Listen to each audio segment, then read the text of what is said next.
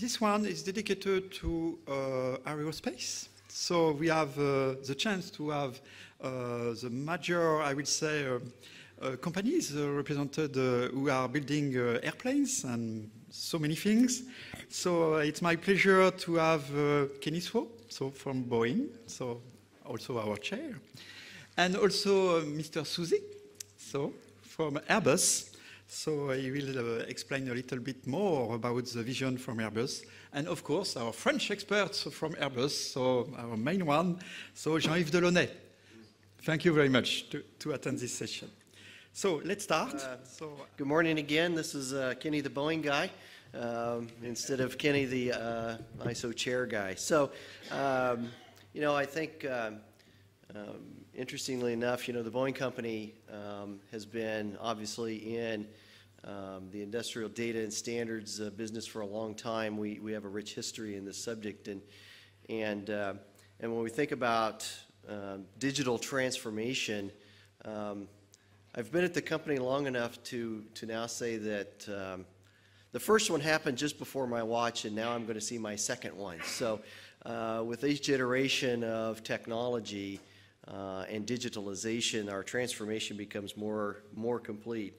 But let me start off a little bit by, for those of you that don't know, the Boeing company, we are obviously a very large aerospace and manufacturing company.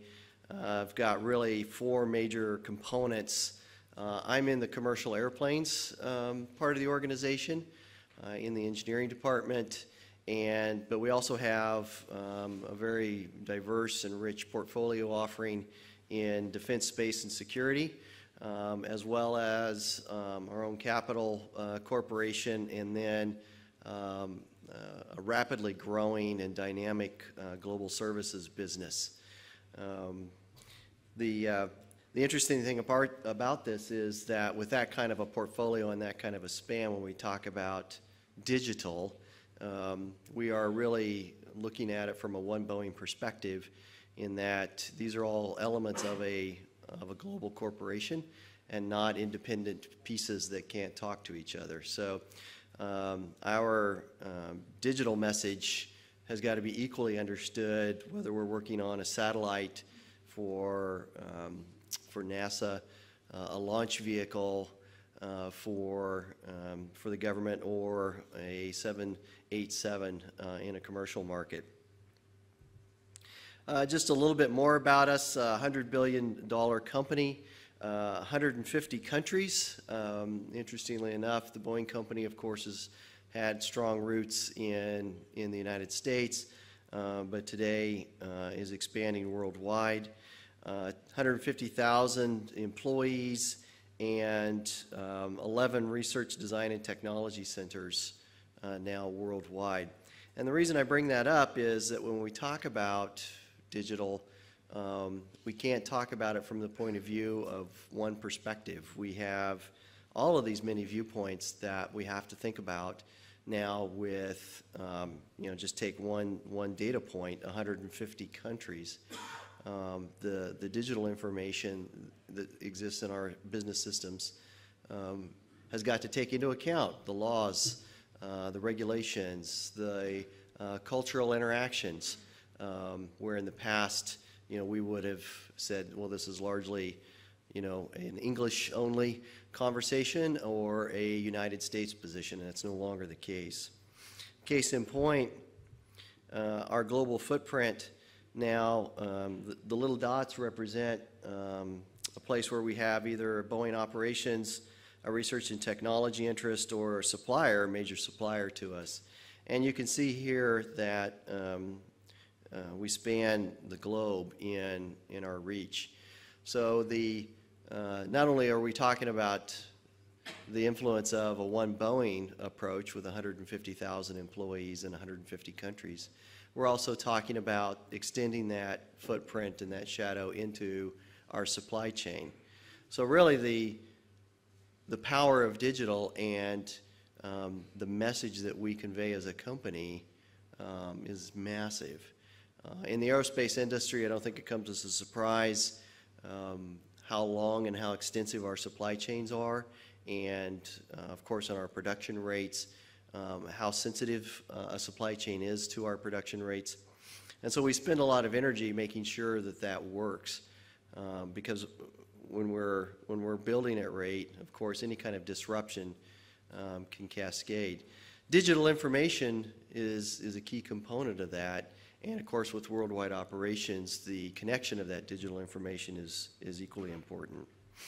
To that end, the Boeing Company here about 2 years ago started on a journey, digitalization for Boeing's second century. So the chairman and CEO has an initiative, he calls it Project Accelerate, and he's talked about it in his quarterly reviews with stockholders frequently. And really it's about enabling Boeing's second century with a full digital offering of technologies and solutions. And you can see here on this diagram sort of the framework, if you will, of the approach. The idea here is that not only in commercial airplanes, but in defense and space, the opportunity is here for us to take that one Boeing approach and centralize and leverage best practices of capabilities in digital twins, parts, configurations, digital aviation. The list goes on of these capabilities that we're now able to expose and provide not only to just one department or one organization in the company, but immediately make them available to anyone in the company for use. So a service-oriented approach, making that service offering immediately available. And then our core set of functionalities, PLM, ERP, manufacturing operations management, that's MOM, forming a foundation, if you will, a technology platform of commercial off-the-shelf capabilities. Now, the interesting part about that is that it has to be enabled by obviously some infrastructure and technologies platforms, things like cloud, analytics, IoT. These are all important components that have to be brought to bear in order to enable these applications to operate in a daily environment. And then at the bottom here, the enabling capabilities. This is really from an IT perspective, what needs to be in place for this new ecosystem to operate. So this digitalization approach, say that 10 times fast, is really about how do we bring technology to bear in the business paradigm. But the key question is, of course, the business has to be structured to take advantage of this, right? This technology is great in and of itself, but if we don't fully leverage the business aspect of it, we won't recognize the value. And so then this comes in an approach that I've pulled here, an idea from our systems engineering organization. And they've been communicating this pretty broadly as well over the last year. And it's a concept about if we want to really take advantage of digital, we have to fundamentally rethink how we've done some things in the past. And model-based systems engineering is a great example. So the aerospace industry is very rich in knowledge around how systems engineering is done. It was a key enabler to early aircraft, early military production, and aerospace design. We would not have achieved the things that we're capable of today without a strong and rich systems engineering functional excellence capability. The downside is that systems engineering as a discipline grew up in a paradigm without computers. So the best practices, the knowledge, the training, the experiences of the workforce are all anchored in a systems engineering paradigm that relied on the exchange of information, a paper-based paradigm. And if you were to go into my company today and examine the actual training, the actual documentation that we use to perform systems engineering, you would find that a lot of that paper-based thinking is still there. So the technology is there. We've got fantastic new tools. We have fantastic speed to market of capabilities, but we've not adjusted our business and, most importantly, our culture to take advantage of it. This diagram came about as a lot of a conversation around that, in that we have to retrain the workforce. We have to retrain and provide new experiences to enable a new generation of systems engineers to think digitally from the beginning. And so this diagram starts off with our traditional systems engineering V on the bottom, and you can see the as offered, as specified, as designed. These are the very familiar. If you're a configuration management expert, you've seen these. Across the top is, if you will, a virtual representation of that thing. And the idea behind this is that for every artifact or every component that is described on the bottom in the physical world, there is a corresponding component in the virtual world. Now, the diamond that we like to call it, the systems engineering diamond, is mirrored for simplicity, but recognize that in a virtual space, the timing is completely arbitrary.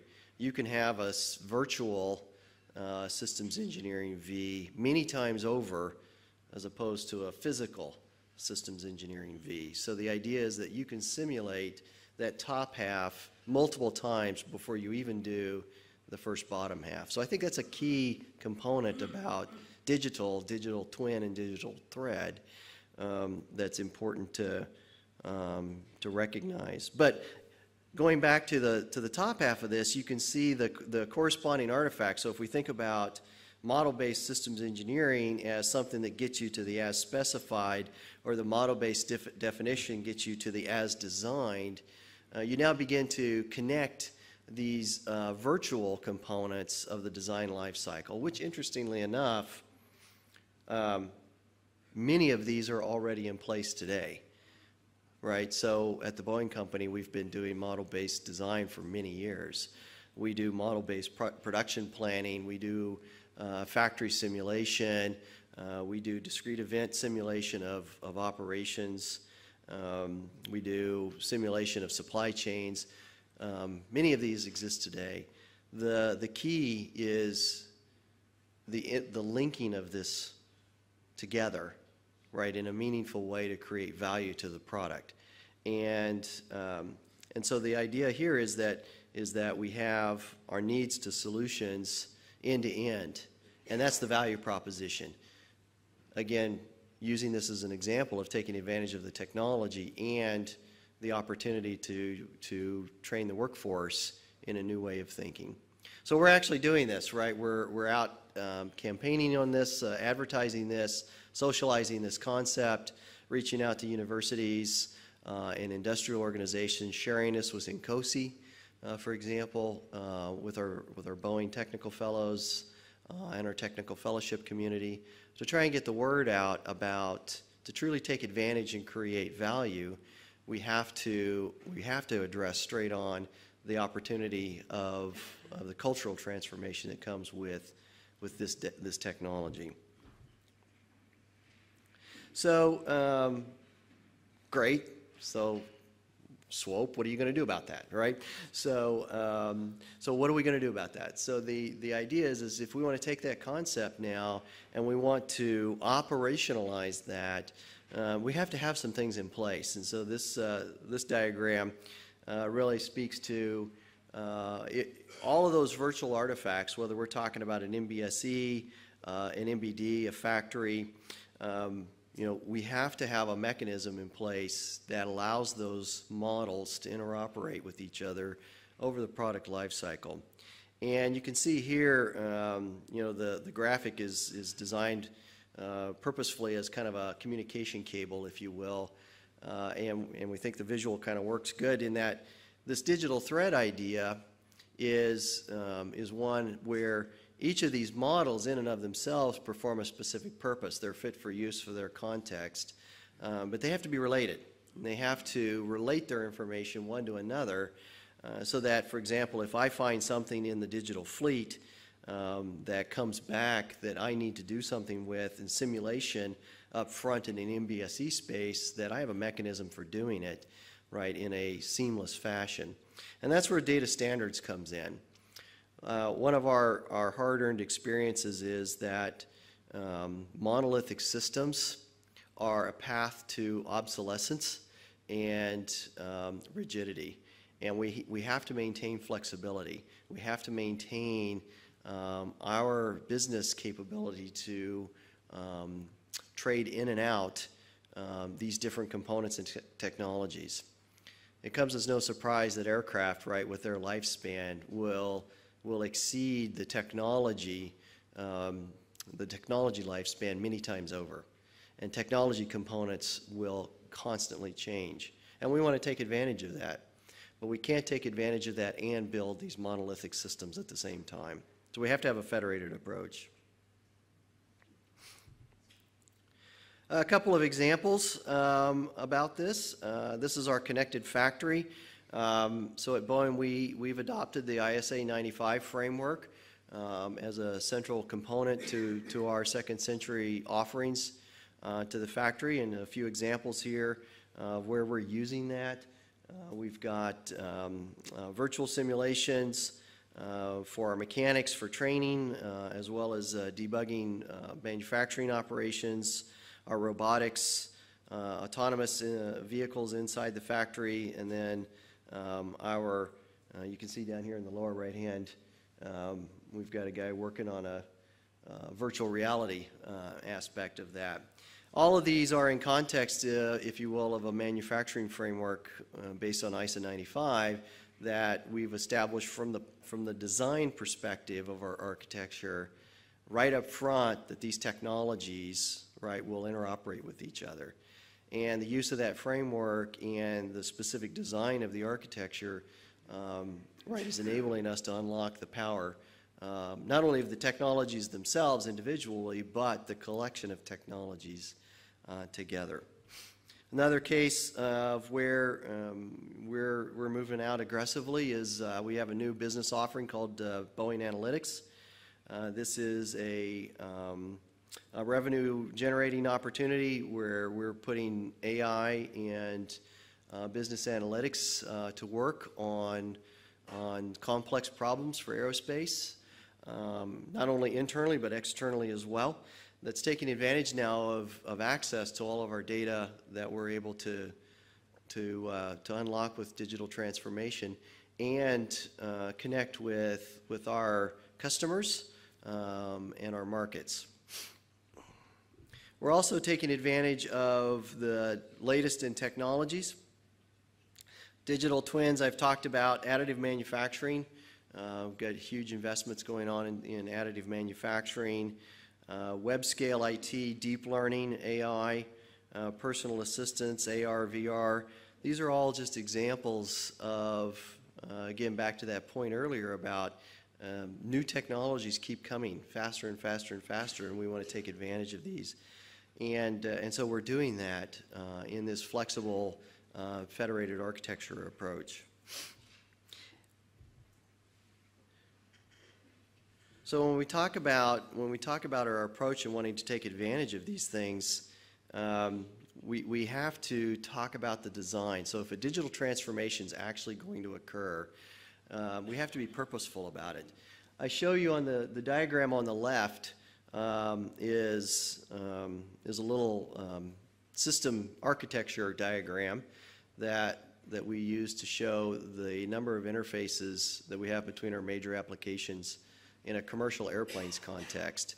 I don't know if it would surprise you to know, but there's about 4,000 applications that are defined in that diagram, and that's about what it takes to design and build and deliver a commercial aircraft.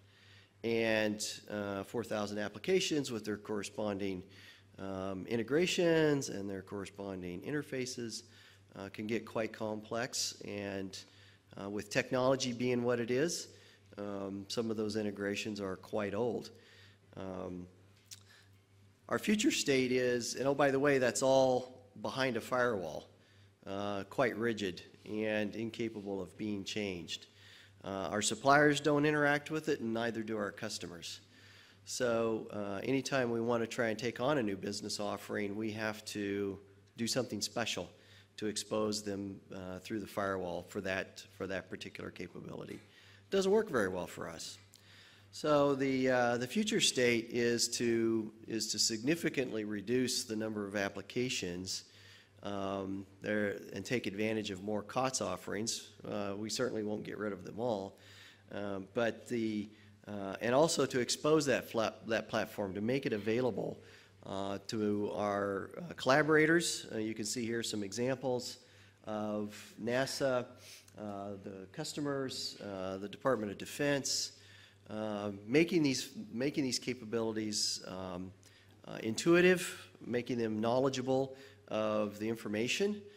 Data security and data access, of course, is a very important point for everyone. And these systems have to take that into account and know who it is they're interacting with.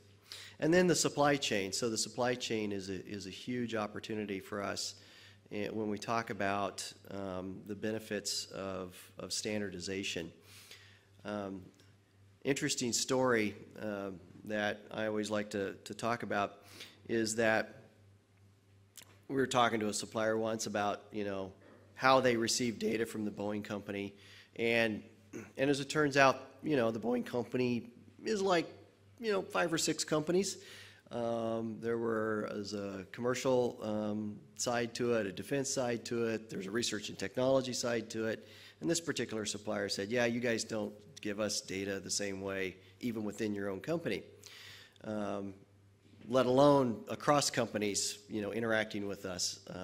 And they said, well, it's okay. We just charge you and factor it back into the rate that we bill you, and keep doing it. We'll keep doing it for you. That's okay. But know that you're spending money that you don't need to if you would just agree on a single way of interacting with us as a company. So when I really kind of thought about that and said, what are we optimizing? In that particular example, and it may not have even been an optimization, but here we had one entity, the supplier, interacting with another entity, the Boeing company, and having multiple mechanisms for doing that, and every one of them had a cost. And then replicate that 100 times because this supplier was a big one, and all of the companies were interacting in a similar fashion. This is hidden. You can't see it. It does not show up in a business case, but it is baked in. It's a tax. And this tax is small. Most people don't realize it, but it's pervasive. It's everywhere. And so the value proposition here, and this example on the right, this federated architecture approach, we think can get 10 to 15% out of a cost basis if we truly get after and attack that entire ecosystem of data interoperability and simplify it. So the opportunity is real. It's hard to get at because your business case often doesn't focus on that, but we think it can be realized. And so my final chart, one of the things that we're really passionate about is our standards and the standards that we're focused on. I saw the Airbus chart earlier, so I think we're all beginning to coalesce around a bullseye target for sharing our message. The idea behind this is an old joke in the standards community. Just pick one. There are so many to choose. We need to simplify, and we need to target the standards that fit our business plan, and then invest in those just like we would any other technology, because the standards have to achieve a result. And in our case, the standards have to achieve a result of federated architecture and interoperability and freeing our data. We cannot be held hostage to solution providers who lock our data in, and we can't have access to it. So these are some of the standards, some familiar subjects, some ISO standards in here, but also other standards from other organizations. And of course, you can see a pretty big investment also we continue to do in Boeing development standards. We want to make that more industry centric, and of course, with our participation and engagement in forums like this, we're trying to get that word out. Okay, with that, I will conclude and thank you for your time today.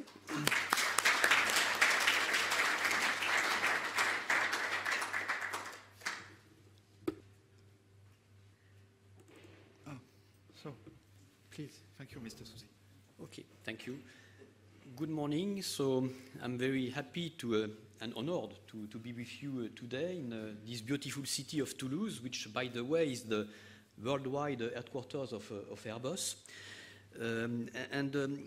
We'll say some words on the importance of interoperability standards regarding the creation of value for our business. I think we share the same challenge, the same objective with Boeing, and I have no difficulty to put my feet in the path which has been shown by Boeing. I think on this topic we have very, very parallel challenges and objectives. I'm in charge, my name is Jean-Pierre Souzy, and I am in charge of engineering method and tools in Airbus, which is some kind of route or center of the way to produce data. Engineering, of course, is at the heart of data for our companies, for our big manufacturing companies, sorry, and data and applications are very often starting from this domain. Some words maybe on Airbus first. So Airbus, we make it fly. This is our motto. And we at Airbus are a company divided in three big entities. Airbus Commercial, of course, for building commercial aircrafts, but also Airbus Defence and Space and Airbus Helicopters. And with these divisions, we build very interesting flying platforms, be it the commercial aircraft, be it combat systems, be it helicopters, be it satellites, be it drones, be it everything you can imagine which is flying. And we at Airbus are developing such an activity to reach 64 billion euro yearly revenue last year. And we at Airbus, and at Airbus Commercial particularly, have a true passion for aviation. This is clearly our DNA, and we at Airbus are doing our best to bring safety to our passengers and to bring quality to our customers. We at Airbus have to deliver more than 7,500 aircraft in the coming 6, 7, 8 years to more than 400 customers, airline operators. We at Airbus are building as commercial aircraft different ranges of planes, going from the A220, recently coming from the Bombardier programs, till A380, which is a big, fantastic aircraft, and whose last units will be delivered in 2 years' time. You know this kind of figure, but we at Airbus are operating through, of course, airlines, activity which is reflected by the fact that an Airbus lands or takes off every 1.4 seconds in the world. We at Airbus have decided and are very committed on the way to use and apply and develop interoperability standards for our activity. We definitely believe this is absolutely key to develop our activity, and we definitely believe that standards are a key lever to develop value from the digital strategy. And we'll focus on one piece of software, which once again is more or less at the center, or at least at the starting point of data, which is the PLM, the Product Lifecycle Management. And as Kenny showed very clearly, the different bricks of software contributing to support and help the activity of a manufacturing company, I chose the PLM as the focus of my presentation. To make it simple, you have more or less two blocks to operate a company. The PLM, which is more for the design, build, operate, support the activity of a product around a product.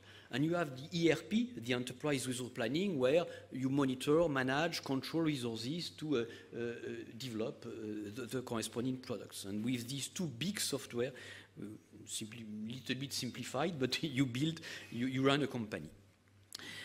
In Airbus, we have a number of PLMs. I believe that every company which started with a historical layer, an historical building of its activity, you have the same kind of situation. And of course, PLM is the art of digital design manufacturing. All this activity developed in engineering, in manufacturing, in customer support, in operations. And of course, we use model-based approach for this PLM in Airbus. We have a huge difficulty regarding data management. We know that data is a key asset, but a very complex asset to manage. And well, we have to consider that due to historical reasons, due to the difficulty to build this landscape as a PLM, we have many sources of data. We have problems of integration. We have difficulties in data replication. We lose time, we lose energy in pushing data from one system to the other. And this is something which is absolutely key for our future. Digital continuity will be built on data management, data referential, business data referential. We have a number of PLM applications. Don't know if I should say hundreds of thousands, but a big number of PLM applications, be it for, once again, historical reasons, having different layers, branches of technologies, some of them dating from the 80s, brand recent technologies, but which are still in use in Airbus. And some which are completely state-of-the-art today, like 3D Experience from Dassault Systèmes. I come to this in a minute. We share our PLM with thousands of users and many connected companies. Our supply chain, our extended enterprise, rely a lot on our suppliers, and we open our PLM application to them, and they can operate in our PLM application as if they were Airbus entities. This means that we have to ensure a 24/7 service, worldwide service, of course, but this has a cost. And well, today we have to realize, to understand that this is high spending of money, but this is also a very rigid architecture where we have some difficulty to innovate and some big challenge to face to come to a more open and favorable and positive situation. If you look at the way PLM models, PLM rationale evolved in the past 20 years, 30 years, and I took this slide from a review from McKinsey, Digital McKinsey. We started as many other companies, and most of the companies, as most of the other domains, with a situation where the product complexity and the supply chain complexity was not so high in the 80s, 90s, and we started with PLM application, which covered only a very small part of the functionalities we need today to operate a company, to run a company. And the evolution, of course, pushed towards product complexity and pushed towards a higher number of suppliers. Developing also another dimension of complexity from our supply chain. And we see that we had two ways to evolve in terms of PLM, and for sure, aerospace, automotive, and some communication industries had to reach, and this is our case today, this is what we target today and what we develop today, a situation where we come to a digital twin approach, not only automation in the PLM or centralization when you have simple supply chain environment, but digital twin, meaning not only digital twin for products, for aircrafts, but also digital twin for industrial systems, and of course digital twin for operation in the last phase where you operate and support the product. And this has, as a consequence, this means that PLM today is at the heart of our challenges. PLM is for us now a lever which will help us, which should help us to meet our major challenge, our major business challenges. And you know the challenges, but I will maybe spend some seconds to remind you what are these challenges in our industries, in the aerospace industry.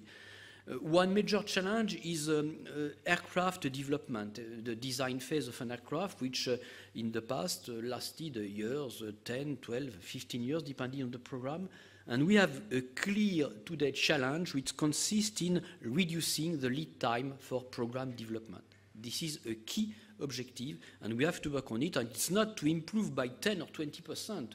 The time we need is to divide by 2 or 3. It's another challenge which is far more important than the improvement we can get from existing systems.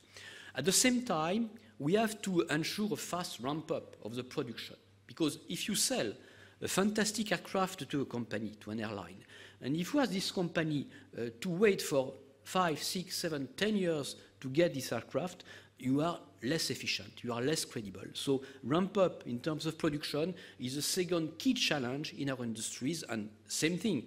This is not just improving by 10% the capability of ramping up we know in our programs, is to be far more aggressive in terms of ramp up. And at the same time, we have to ensure to the customer a late customization.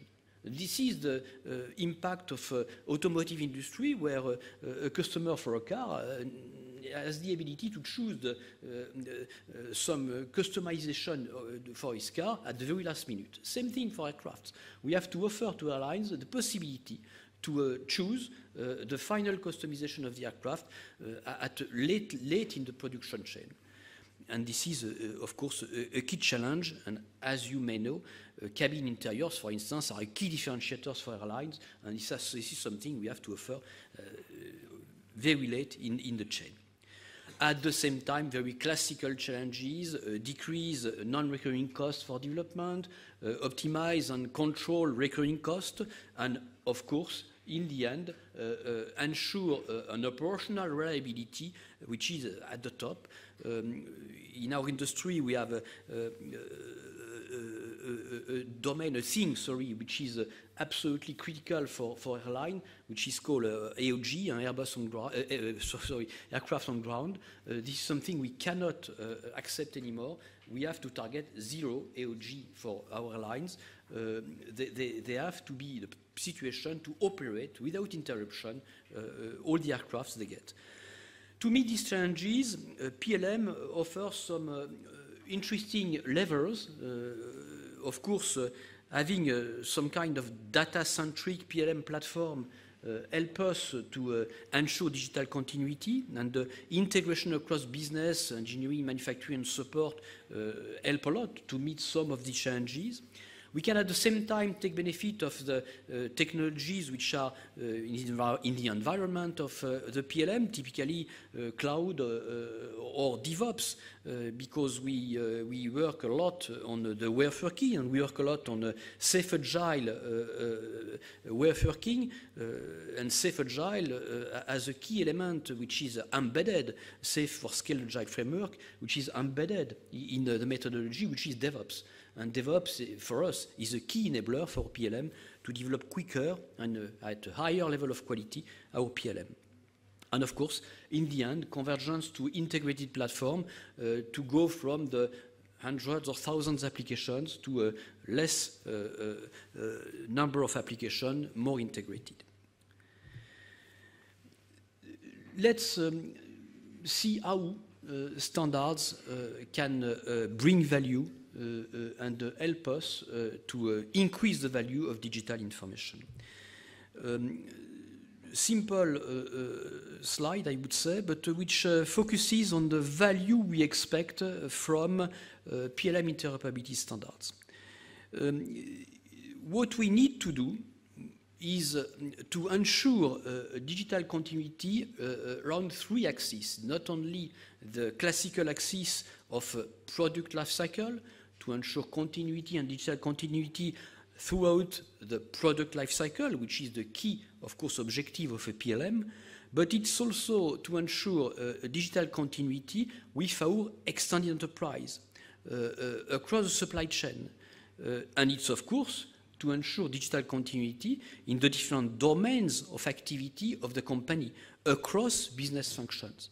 And PLM has to deliver this digital continuity around these 3 axes. In this case, it becomes a key enabler for things which are already been mentioned, model-based engineering, model-based activity as a whole. You already heard a lot of things about MBSE, about digital twins, about Internet of Things. Bon, this is something which is, of course, key enablers for us, and it helps us to develop some values which are, well, fully aligned with what we expect to meet our challenges. Typically, when we reach a good level of state-of-the-art technology for PLM, we can minimize customization, customization of the software, not of the aircraft, of course, customization of the software, and work a lot on out-of-the-box approach. We definitely need to get rid of the old way of working, where you had engineering people building requirements somewhere in their corner and pushing them to the IM department, Information Management Department, which of course has to develop and through specific development the application which meet engineering requirements and then put them into production. This is something which cannot be sustainable anymore. Anyhow, if you do so, you have a big problem of evolution when there is a new version of the software. So out of the box or COTS capabilities are a key value for us. It helps to solve a lot of money in terms of software development, and it ensures continuity and evolutivity. It's a way to face and mitigate obsolescence risk. If you ensure this kind of out-of-the-box and COTS approach, you don't have to work a lot and to have risk of obsolescence of some parts of your application landscape. It increases the sustainability for data and for Airbus digital assets as a whole. It's an enabler in terms of convergence around consensus information models. You know, if you give to the process development people, if you give to the business engineering people, if you give to the manufacturing people some references in terms of application platform, application model, application functionalities, and if you ask them to start, or at least to take into account these functionalities to build what they need in terms of requirement, it helps a lot. And therefore, this capability we have with a PLM platform to give references, some references in terms of functionalities to business as a whole is a key value lever. And of course, as I already mentioned it's a way to optimize total cost of ownership of our information system, and it's a good way to ensure future technologies introduction through the evolutions which are developed by the software providers in the new version. They integrate new technologies, so they are able, if we go to the next version without too many difficulties, too many customization, it's a way to introduce progressively new technologies in our environment without paying too much disrupting cost. Bon, I think I will do the same as Kenny did for Boeing. It's the same thing for Airbus, and we have the same type of approach. I think it's a very interesting drawing, picture, because we can, at the same time, illustrate, communicate on what is important for us. And if you try to compare both slides, you will find commonalities. We have some domains and some types of standards where we work together clearly, and where we believe it's key for industry, for aerospace industry, to have them developed on time, on quality, and with the, I would say, the right consensus of all players. We can also identify that we have some complementarity, of course. In some domains, we invest a lot. We invest more than Boeing does, and vice versa. And it's also illustrated that aerospace industry is very relying on standards, but we cannot do everything. We cannot. We have not enough resources, enough means to cover all the standards we would need. And my message when I go to some associations for developing the standards is that we definitely need to have more players with us to support us, to contribute, to be part of the development of these standards covering the entire aerospace domain. And we still have to convince some of our suppliers, big suppliers, or some of partners to be part of the journey and to help us to develop the standards. And last, my last slide is just to remind you briefly on the commitment at Airbus level we do for European and international standardization activity.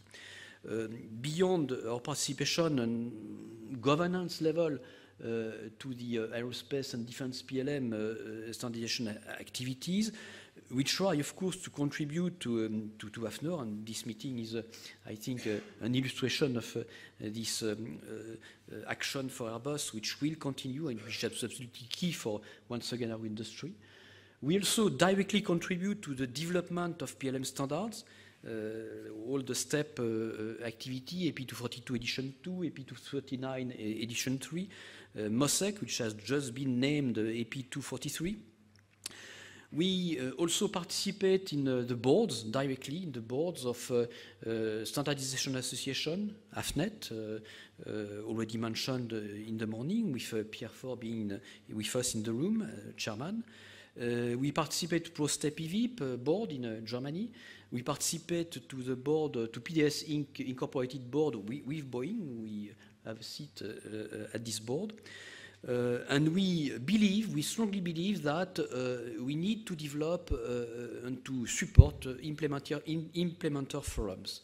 This is the place where you check that a standard can be applied, can be implemented, and it is the place where you convince players, that different players, that these standards will be something which will be important for industries. And it is the place where you see how it works concretely.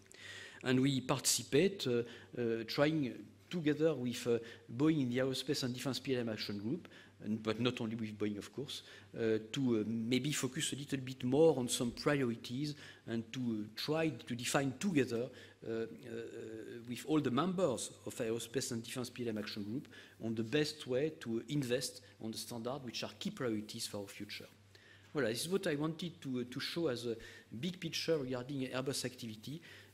Thank you for your attention, and I will answer to questions with all the other participants of the roundtable.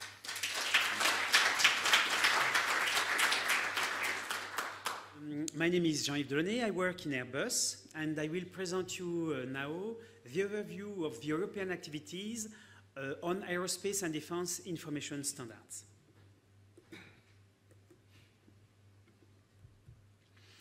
First, there will be a short reminder of the business needs, but the two previous presentations were already very detailed on this topic. Then there will be an overview of the main aerospace organizations, European organizations, related to digital standardization. There will be a focus on the ESD-STAN domain structure 7 digital projects, then on the special Technical Committee of the Standardization in Europe, CEN TC 310, Advanced Automation Technologies and their application. there will be also a zoom on a new organization in charge of the coordination of standards for the European aerospace and defense, EDSTAR, and more especially a focus of the expert group 13, product lifecycle management. And then there will be also an overview of the missions, objectives, and results of the ESD Strategic Standardization Group. Transition with the previous presentations, there are a lot of needs for communication of digital product information across the full life cycle in the aerospace and defense industry. And another illustration coming from the model-based enterprise digital strategy of the DoD, it's the importance of the model-based for system engineering, design, manufacturing, simulation, support, in order and to have the consistency of authoritative source of trust of all the data supporting our process. So data, models are everywhere through the full life cycle, and we have to ensure the longevity and communication of these models with our supply chain, and also with our customers. So there is a need of digital interoperability based on standards. Here is the main organizations in Europe dealing with the aerospace and defense digital ecosystem. So first we have CEN, so European Committee for Standardization. We have CENELEC, it's in fact the mirror of ISO and EIC. Then we have also the European Aerospace Trade Association with ESD, European Aerospace Defense Industry Association of Europe. We have ESD STAN, ESD Standardization with the Domain 7 digital projects. We have also the ESD Strategic Standardization Group in charge of the governance of standards, in identifying recommendations for the consistency of all PLM and ILS standards for the European aerospace and defense. We have also the European Defense Agency with EDSTAR, European Defense Standards Reference System. It's there that the standards in terms of process, information, quality are defined for the European defense products. We have EASA, the regulation authority, the certification authority for the aerospace products. And we have also EASA, European Space Agency.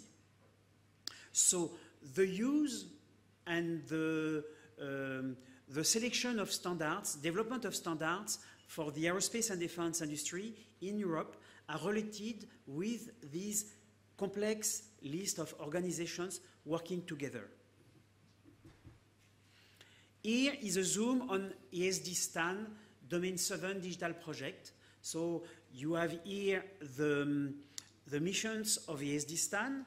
You have the different domains of ESD STAN, and perhaps we'll come back on this topic at the end of the day when we'll come back on machine-readable standards. This ESD STAN is more specially in charge to develop specific standards, component library, standard library for mechanical, tubing, for electrical. So in addition, there are special domains for autonomous flying, quality and safety management, and there is a Domain 7 digital projects with 4 standards developed by ESD STAN. Also for the first one in conjunction with the AIA, long-term archiving and retrieval of digital product. So we have ESD STAN organization. We have also EDSTAR. So this organization is in charge to define the standards to be used by the product developed by the European and for the European and Defense Agency. And you have more specially the expert working group 13 in charge of product lifecycle management. Their method is based on the ISO 15288 system engineering, related to system engineering. And they are now identifying a list of standards for product information interoperability, identifying, for example, STEP PLCS, STEP AP242, and other standards as enablers requirement for the future program. ESD Strategic Standardization Group. What we face now is through the, if we take into account the full life cycle, also a digital factory, we face a complexity of a huge list of functions, capabilities related with standards, and sometimes with inconsistency. So we have identified 10 years ago the need for an organization in charge of governance at the European level of standards that we will use and in order to ensure their consistency. So the digitalization of European industries is key to ensure its efficiency, but now it's also quite important not to think in a silo, but to think globally and to provide consistencies in all the standards we will develop, implement, and use, and maintain. And it's a critical level of competition and efficiency. ESD Strategic Standardization Group, way of working and deliverables. So we have a follow-up of standard development, for instance, LOTAR standards, ISO standards, AIA, ESD, ILS standards, and also send also not only ISO but EIC standards. We have also implementer forum test rounds. It's quite important that we assess the maturity of the standards implementation through the implementer forums, and also standard benchmark. So we communicate on the results of these activities, which are done most of the time by standardization associations like AFNET, PDSing, and ProStep. We have also technical working groups identifying use case that will be the start of a common voice regarding the development of standards. We have also actions of coordination with AIA and communication newsletter. And we maintain the ESD SSG standard radar chart. We will come back on this. We have also statements and recommendations. So at the European level, European Aerospace and Defense level, we deliver statements and recommendations that all member companies will bring to the different standardization associations. So the overall consistency of standards is quite important to take benefits of investment in standards. Here is the radar chart. So you can recognize commonalities. In fact, this radar chart has been created 15 years ago in AIA. We have reused it, so the principle, through a collaboration between AIA and ESD. But there are some differences between the AIA radar chart and the ESD radar chart, and it is also used by companies. It's a way to communicate where we want to invest, and also, yes, you have to, okay. We have, it's a way to communicate where we have to invest and where we are just follower, or where we just have, we track but we don't invest.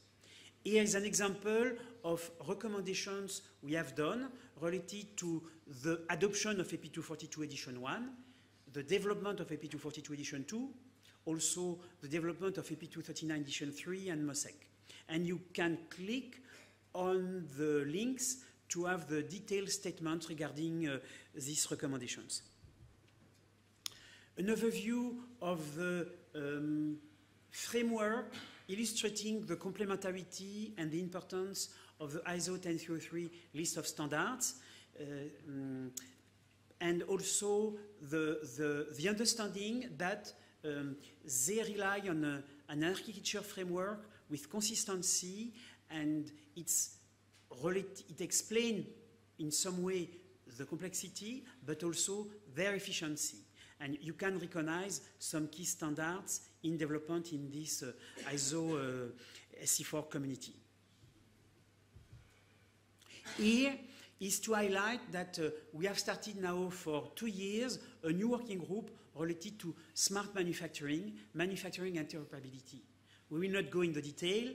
It's just to identify, highlight the importance of manufacturing standards. It's a huge domain, so it's a call for contributions to provide your recommendations, your needs, to have common positions, and also through this working group, we identify coordination with the European standardization level, standardization committees, but also at the ISO and level and with the other appropriate organizations. So it's a start, but there is a strong value and there is a huge scope, so it's quite important that we consolidate the team and the companies ready to contribute to this working group. Conclusion, international product and services open standards become increasingly important to support digitalization of the European aerospace and defense industries. It covers end-to-end product lifecycle. Model-based system engineering is a key enabler to ensure the optimal business value from the different stakeholders. The successful use of interoperability standards to enable digital continuity rely on an MBSE principle.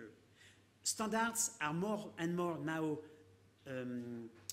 machine-readable standards, model-based. They are no more document-based. They are model-based. We have to maintain their evolution through a very long life cycle. They have to be consistent. So we have really to take the same approach of the system engineering for the product. We have to apply this approach to the standards development and maintenance. We face multiplication of standards initiatives by different consortiums, promoted and with risk of competition and inconsistency, but also of cooperation and mutual benefits. So it's quite important, like in this community, that we take time to identify your initiative and that we ensure the coordination of these initiatives. The governance of the European Aerospace and Defense Digital Standards, including the use of the Unified Architecture Framework, is essential to ensure the digital continuity and to deliver the expected business value to use the standards.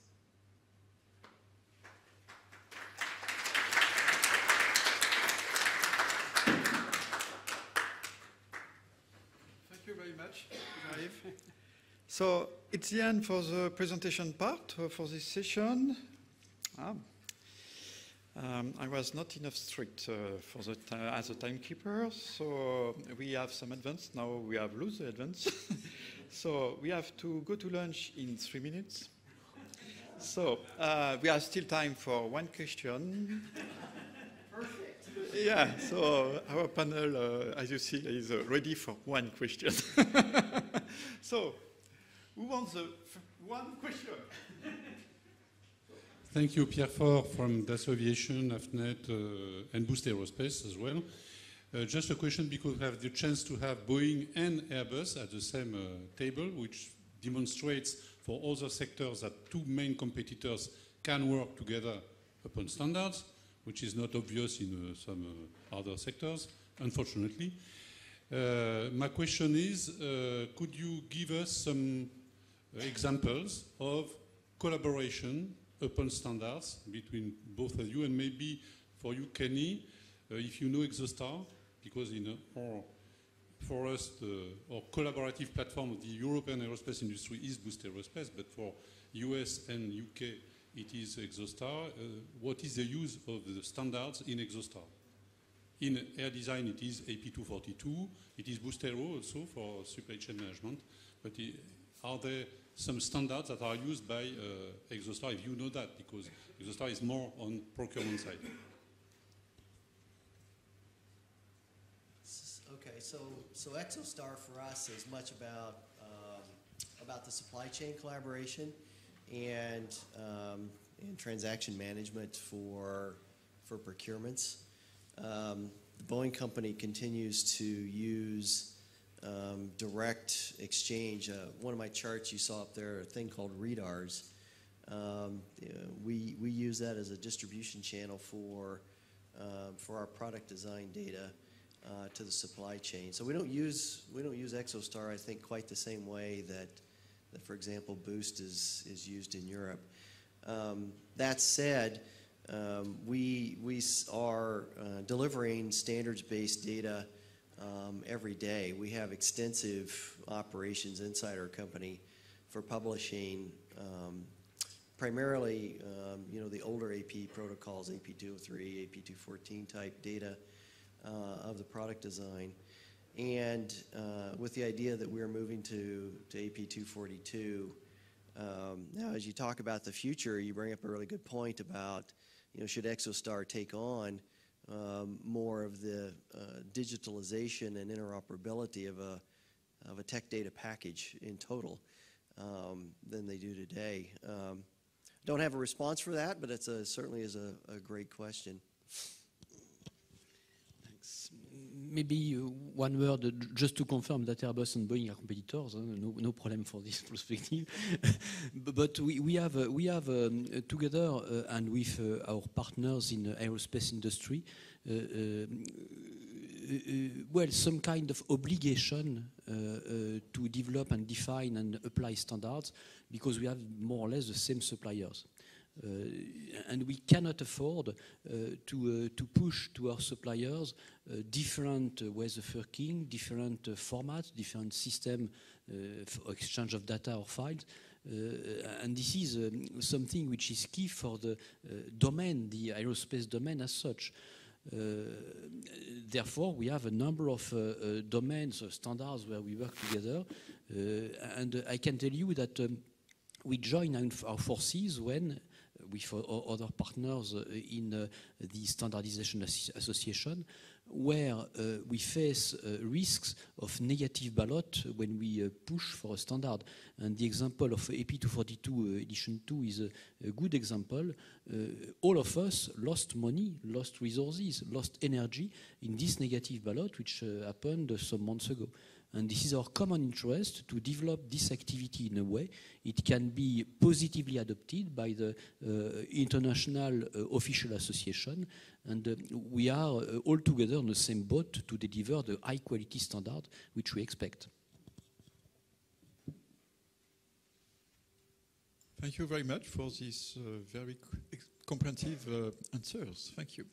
So if we have no regrets and no more questions, we can go to lunch.